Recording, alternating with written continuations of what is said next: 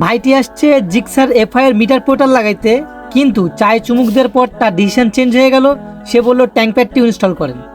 যেই কথা সেই কাজ, আমরাও ট্যাঙ্ক প্যাড ইনস্টল করা শুরু করলাম, পাশাপাশি তার মিটার পোর্টাল কাজটাও শেষ করলাম। আসসালামু আলাইকুম বাইক লাভার, আমি মিলন স্টিকার জোন থেকে। আজকে দেখাবো জিক্সার এফআই এর tank pad installation, meter portal installation এবং প্রিমিয়াম একটি মিটার পোর্টাল আপনার গাড়িতে কত সুন্দর, কত গর্জিয়াস করে তুলতে পারে।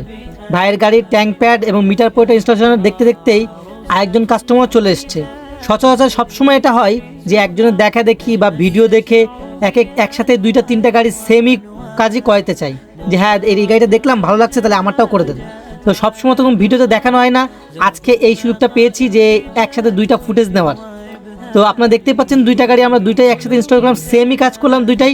আরও হ্যাঁ, আরেকটা প্রবলেম ফেস করছেন সবাই, গাড়ি নিয়ন রিম স্টিকার লাল।